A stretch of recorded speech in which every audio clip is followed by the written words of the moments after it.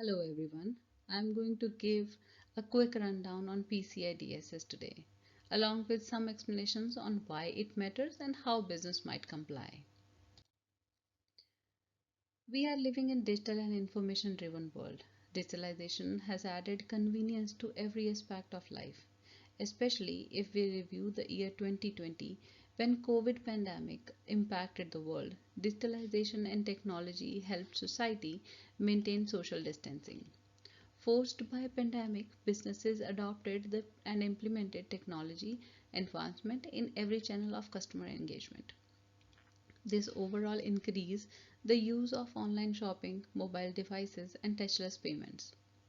This added a great level of convenience in consumers' life. The increase of online transaction has also increased the opportunity for scammers to gain access to consumers' data like IDs, addresses, and payment card for misuse. The increased risk to private information because of security system weakness cost businesses around the world at an estimate of $1.6 trillion each year. Customers are concerned about their personal information protection and financial data security in financial sector.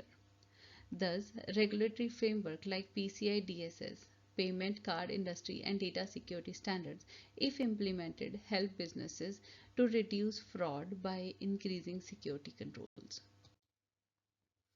PCI DSS is an information security standard for any organization that handles cardholder data from any of the major card providers like American Express, Discover, JCB, MasterCard, and Visa. Data security is the primary concern of PCI DSS defined in the Security Compliance Program. It provides best security practices that can be adopted to protect overall information assets. Keeping data safe requires broad applicability of PCI DSS, which means protecting data whenever and wherever a payment card is physically and electronically present. PCI DSS help organizations implement required security controls in order to secure data while transmitting, processing, and storing. It is a continuous process that relies on three steps: assess, repair, and report. In order to comply, PCI DSS presents six control objectives, which contains 12 requirements. In the next few slides, I will briefly cover these six domains.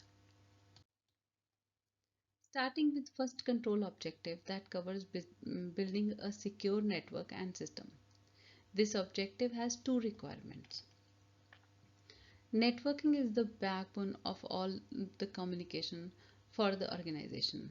Requirement 1: focus on network security controls.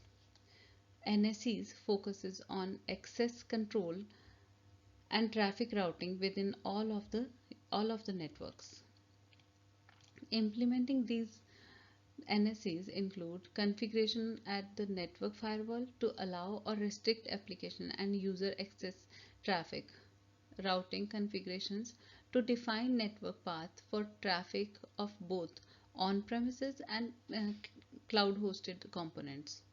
It is important to document policies and controls for seamless day-to-day operations. Second requirement focuses on defining and maintaining secure configuration standards for all system components. It can be third-party application, database, or in-house developed system. To comply, system configuration should not use defaults. For example, no default admin users and password, disable default network protocol, delete unnecessary accounts, and enforce encryption. The second control objective focuses on protecting cardholder data at all layers from processing, storing, and transmitting. The third requirement highlights no storage of sensitive data or keeping the cardholder data to a minimum. Teams need to limit storage during and retention time as required for legal, regulatory, and business requirements. To implement this requirement, it is important to encrypt data at various levels. enforce mechanism to delete data after processing, and ensure tokenization of any data that needs to be stored. To comply with fourth requirement, it is important to encrypt data at time of transmission over the internet between communication endpoints. It can be achieved by transport layer security, which is a grouping of cryptography protocols that are used for transferring information over the internet. Ensure usage of IP security for client to site or site to site with virtual private networks. Third control objective goal is to implement robust vulnerability management program. Requirement 5 mandate to implement anti-malware and antivirus software.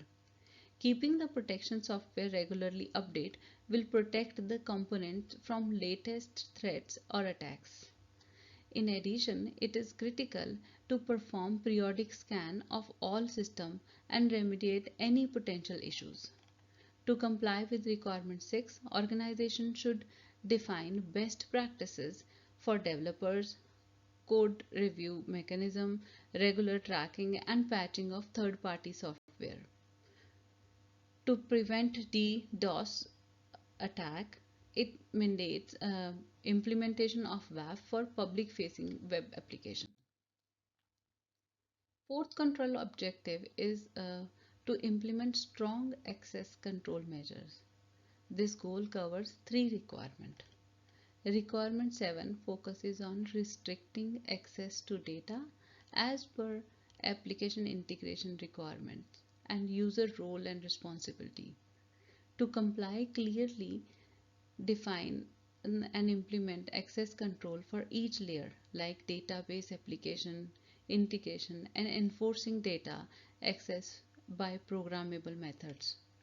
To comply with requirement 8, strong authentication framework should be defined and implemented. This can be achieved by assessing unique IDs using security tokens or biometric based authentication devices.